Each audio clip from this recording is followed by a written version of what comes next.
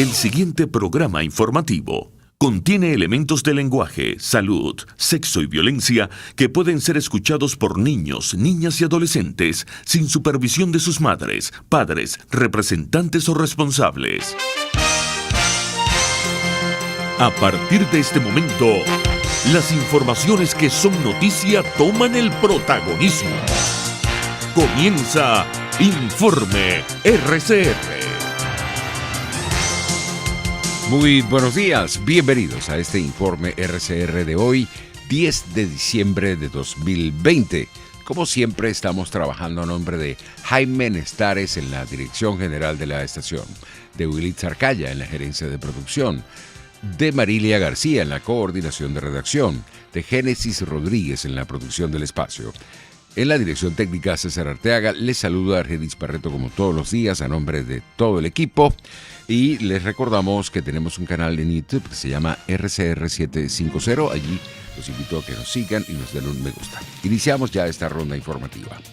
El presidente de la Asamblea Nacional y presidente interino Juan Guaidó indicó que el Parlamento electo durante los cuestionados comicios del 6 de diciembre no tendrá ningún reconocimiento internacional, tal y como evidenció el rechazo expresado por más de 60 países contra el proceso del pasado domingo y la resolución aprobada por el Consejo Permanente de la OEA. Ese evento que hoy es rechazado por el mundo entero, que fue rechazado por todos los venezolanos el pasado domingo, que ni siquiera el esquema de control social, de persecución, le funcionó a la dictadura. Más allá de lo que fue evidente, la soledad de la dictadura, hay algo que debe llamar la atención. Ni siquiera el esquema de control social le sirvió a la dictadura para tratar de generar terror en la ciudadanía. Esta mañana no solamente en reunión con los parlamentarios, con el canciller, por ejemplo, de Inglaterra, hizo una manifestación muy clara con respecto al rechazo, pero también a la necesidad del respaldo al interlocutor legítimo de Venezuela, su Parlamento Nacional. Por su parte, el diputado de Primero Justicia, Alfonso Marquina, aseguró que la alta abstención del 6 de diciembre es un llamado a desconocer el fraude electoral y un acto de protesta de los venezolanos que debe ser escuchado.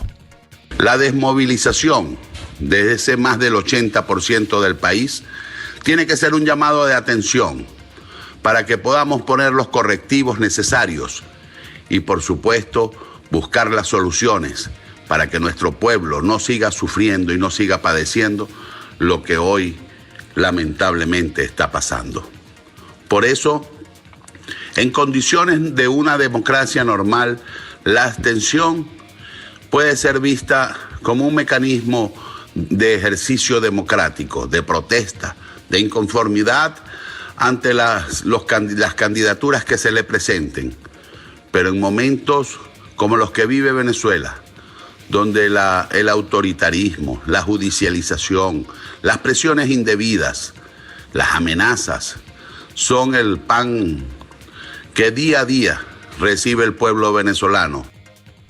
Para el diputado de Acción Democrática, Ivlev Silva, miembro del Observatorio Antifraude de la Asamblea Nacional desde 2018, el régimen ha incurrido en un fraude continuado en Venezuela. La falsa constituyente, desde las elecciones presidenciales que nunca se dieron, viene un fraude continuado, porque Nicolás Maduro se dio cuenta que jamás iba a poder ganar un proceso electoral en Venezuela si había unas elecciones mínimamente justas para lograr un cambio de verdad. Entre tanto, durante la sesión del Parlamento de este miércoles, el diputado de Un Nuevo Tiempo, Luis Emilio Rondón, denunció la pretensión del régimen venezolano de eliminar el derecho de los indígenas a elegir de forma directa y secreta a sus representantes a la Asamblea Nacional tras la imposición de comicios de segundo grado, tal y como lo acordó el actual Consejo Nacional Electoral.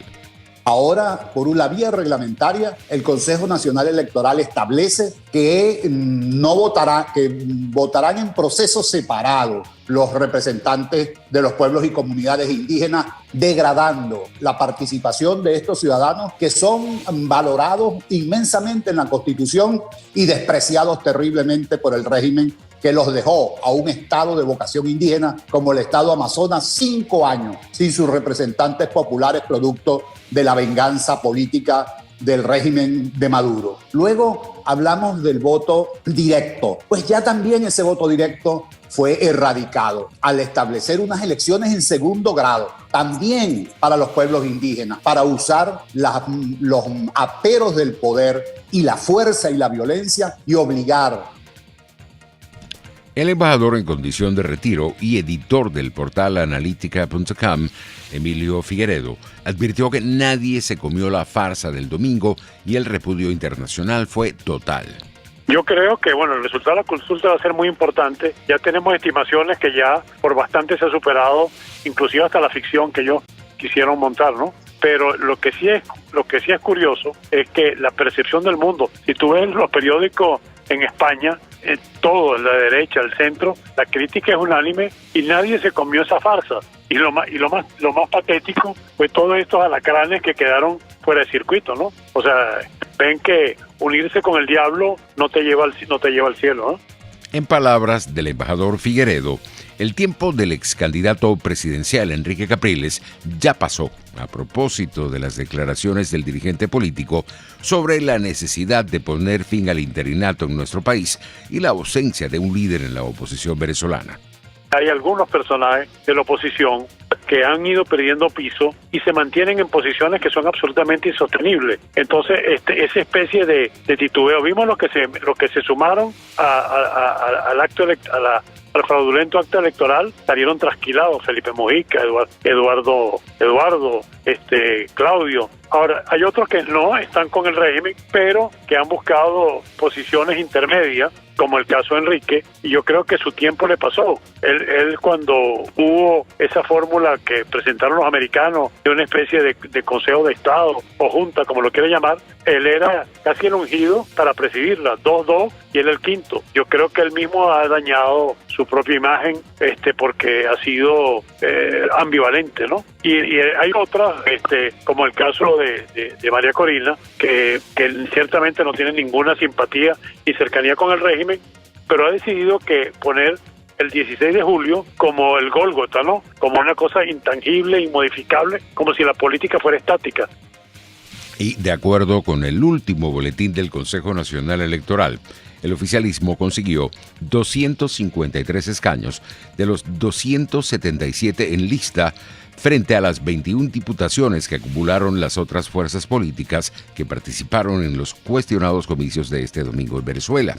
El Partido Socialista Unido de Venezuela obtuvo en 2015, con 5.625.248 votos, el 32,9% de los asientos en la Asamblea Nacional, y ahora, con más de 1.300.000 respaldos menos, se hizo con el 91% de la Cámara, en un proceso marcado por una alta abstención y la ausencia de los partidos políticos de la alternativa democrática. Entre tanto, Luis Parra apareció como diputado electo para la lista nacional en la página del máximo ente comicial, aunque fue postulado por la lista regional de Yaracuy.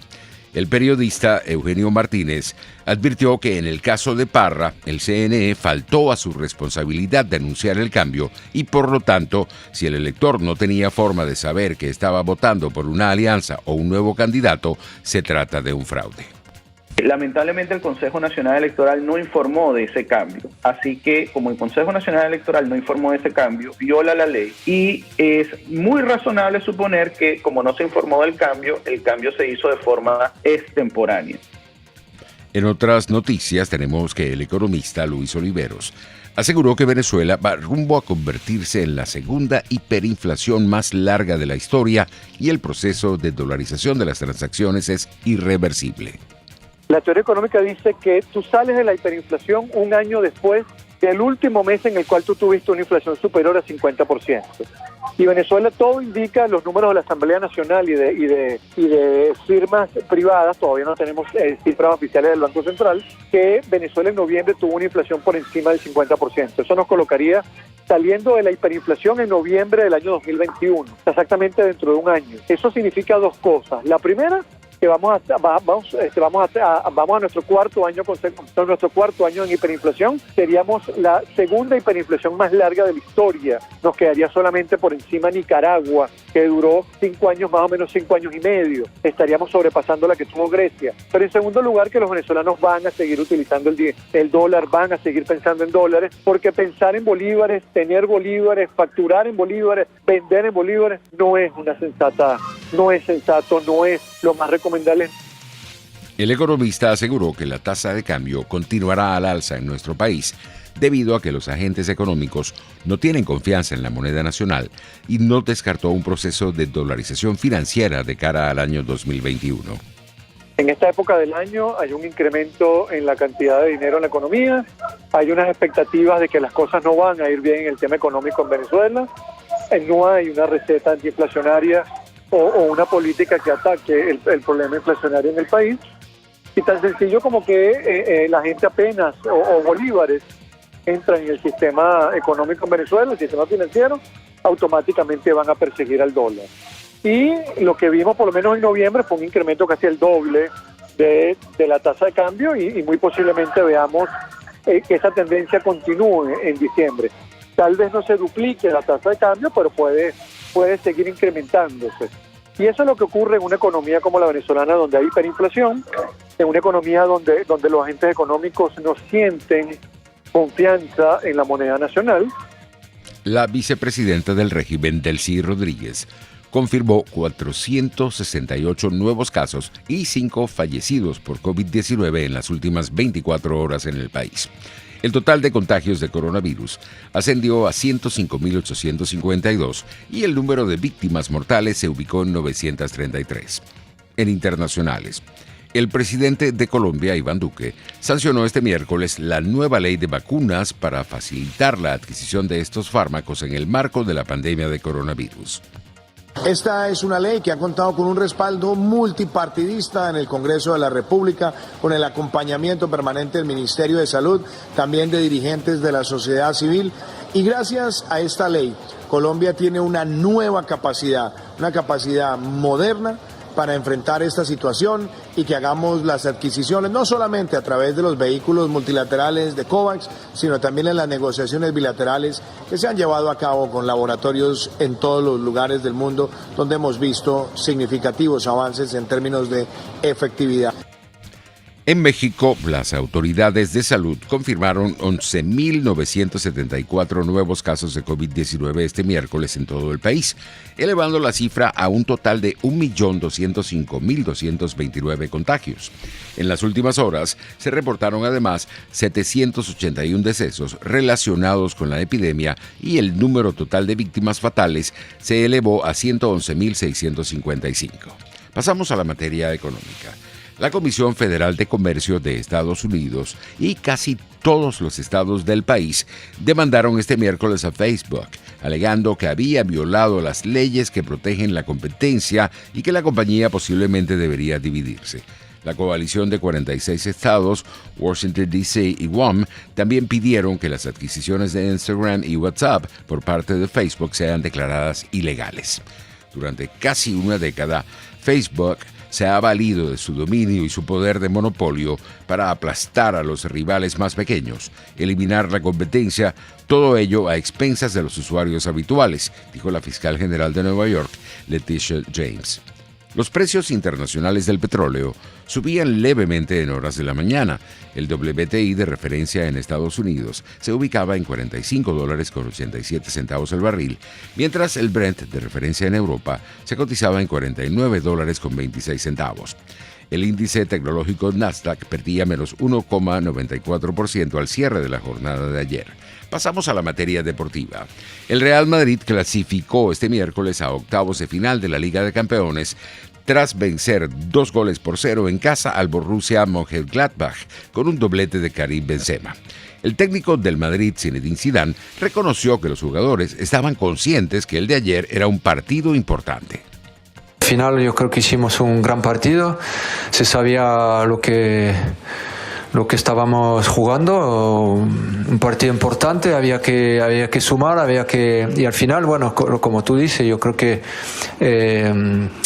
terminamos la ronda como primer del grupo y para nosotros es lo que queríamos hacer antes del partido. Creo que salimos al campo jugando un buen partido de minuto 1. Bueno, la primera parte ha sido espectacular.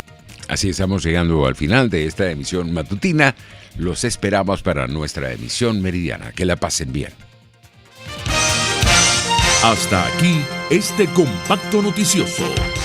Manténgase en nuestra sintonía, porque estaremos informándole